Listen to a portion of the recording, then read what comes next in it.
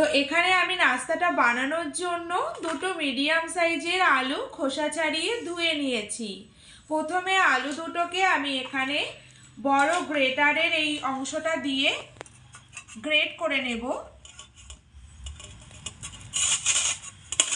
ঠিক এভাবে করেই কিন্তু গ্রেট করে নিতে হবে। তো এখানে দুটো আলুই আমার গ্রেট করা হয়ে গেছে। তো দেখুন বন্ধুরা, ঠিক এরকম একটু লম্বা লম্বা করে আলু আমি গ্রেট করে নিয়েছি। এবার আলু খুব পরিষ্কার করে ধুয়ে নেব, কারণ আলু কাটার পরে কিন্তু এরকম আলুর মধ্যে কষ বের হয়। তো এবার কচলে কচলে আলু খুব পরিষ্কার করে ধুয়ে নিতে হবে 2 থেকে 3 বার জল পাল্টে পাল্টে। তেল ভালো করে গরম করে নেওয়া হয়ে গেলে এবার এর মধ্যে দিয়ে দেব খুব অল্প করে একটু গোটা জিরে। এখানে কটা কোয়া রসুনের ছোট ছোট টুকরো করে কেটে নিয়েছি, দিয়ে দেব তেলের মধ্যে। রসুনের কোয়া দিয়ে হালকা একটু লাল করে ভেজে নিতে হবে, যাতে করে রসুনের কাঁচা গন্ধটা দূর হয়ে যায়। রসুন লাল করে ভেজে নেওয়া হয়ে গেলে এখানে 1 বাটি পেঁয়াজ কুচি দিয়ে দেব। এখানে যে বাটির মাপ করে আমি আলু নিয়েছি, একই বাটির মাপ করে পেঁয়াজও নিয়েছি।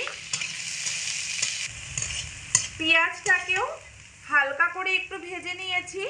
তো এবার এর মধ্যে গ্রেট করে রাখা আলু দিয়ে দেব। এবার এখানে আলুর মধ্যে একে একে সমস্ত মশলাগুলোকে অ্যাড করে দেব। প্রথমে দিয়ে দেব স্বাদ মতো লবণ,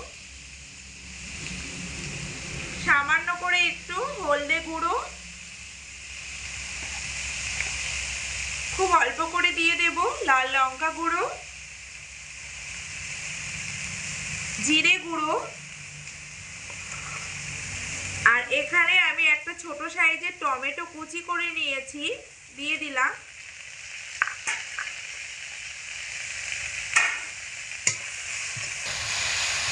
মশলা দিয়ে আলু খুব ভালো করে 2 থেকে 3 মিনিট মতো অনবরত নাড়াচাড়া করে লো টু মিডিয়াম আঁচে রেখে কষিয়ে নিয়েছি। তো এখানে কিন্তু বন্ধুরা কষানোটা এরকমভাবেই কষাতে হবে। এবার আমি এর মধ্যে জল দিয়ে দেব। ঠিক যে বাটির মাপ করে আলু আর পেঁয়াজ নিয়েছি, একই বাটির মাপ করে পরপর 2 বাটি জল দিয়ে দেব।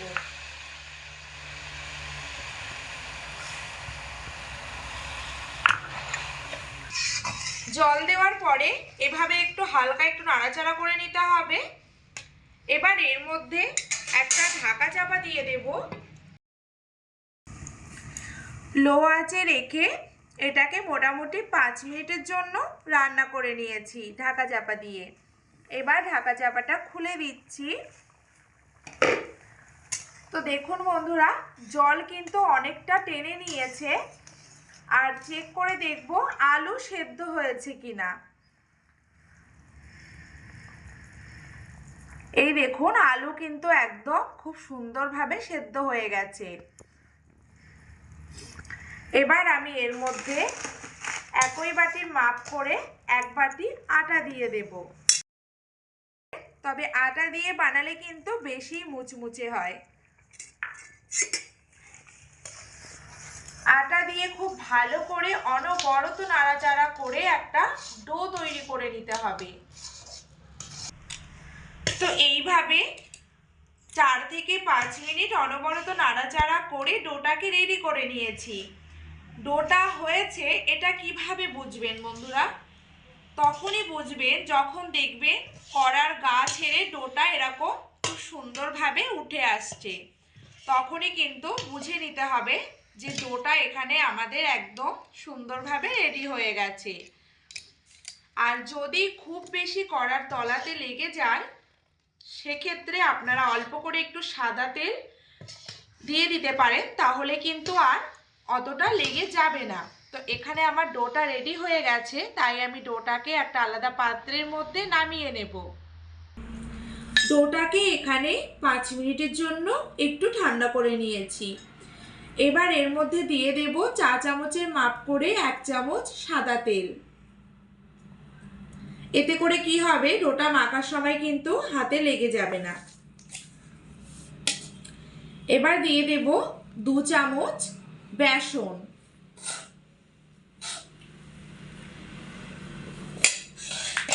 এবার খুব ভালো করে মেখে নেব।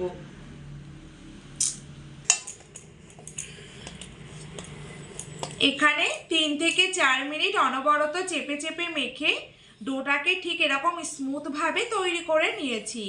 তো দেখুন বন্ধুরা, এখানে ডোটা কিন্তু ঠিক এরকম ভাবে রেডি করতে হবে। একটা পিঠের মধ্যে কিছুটা আটা ছড়িয়ে নিয়েছি, আটাটাকে সমস্ত দিকে করে দেব পিঠের মধ্যে। এবার একটা লেচি বসিয়ে দিলাম। এবার এটাকে একটু পুরু করে খুব সাবধানে বেলে নিতে হবে। এভাবে করে একটু ঘুরিয়ে ফিরিয়ে বেলতে হবে, খুব বেশি চাপ দিয়ে বেলা যাবে না, মোটামুটি আলতোভাবে এরকম করে একটু বেলে নিতে হবে। তো এখানে আমি একটা লেচি বেলে নিয়েছি, আর ঠিক এরকম পুরু করে কিন্তু বেলে নিতে হবে, না খুব বেশি পুরু আবার না খুব বেশি হালকা, ঠিক এরকম মিডিয়াম পুরু করেই কিন্তু লেচিগুলোকে বেলে নিতে হবে। তো বেলা হয়ে গেছে। এবার একটা ছুরির সাহায্যে এই রুটিটার চারিদিকের অংশটা কেটে বাদ দিয়ে দেব। মোটামুটি চারিদিকের অংশটা ফেলে দিয়ে একটা চৌকো শেপ দিয়ে নিতে হবে।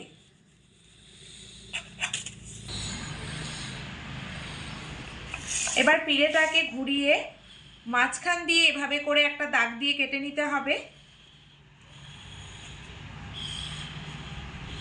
তো কাটা হয়ে গেছে, দেখুন এখানে চৌকো শেপ হয়েছে।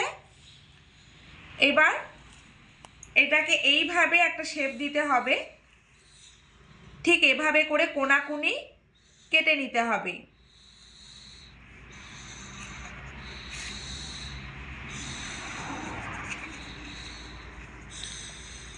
নাস্তাগুলো ভাজার জন্য কড়াইতে সাদা তেল দিয়েছি পরিমাণ মতো, এবং তেল ভালো করে গরম করে নিয়েছি। তেলের মধ্যে দুটো করে নাস্তা দিয়ে আমি একবার ভেজে নেব, তার জন্য দুটো নাস্তা তেলের মধ্যে দিয়ে দিলাম। আর আঁচটাকে লো টু মিডিয়াম আঁচের মাঝামাঝি রেখেই কিন্তু ভেজে নিতে হবে। এখানে বন্ধুরা অনবরত নাড়াচাড়া করে নাস্তাগুলোকে মোটামুটি 3 থেকে 4 মিনিট সময় ধরে ভেজে নিয়েছি। এবার তেল ঝরিয়ে তুলে নিচ্ছি। তো দেখুন এখানে নাস্তাগুলো কিন্তু এরকমই ফুলবে আর একদম ভেতর থেকে মুচমুচে হবে, খেতে কিন্তু দারুণ লাগে বন্ধুরা। তো একই রকমভাবে বাদবাকি নাস্তাগুলোকেও ভেজে নেব। তো আজকের ভিডিওটা এখানেই শেষ করছি, দেখা হচ্ছে পরের ভিডিওতে এরকমই নতুন কোনো রেসিপি নিয়ে।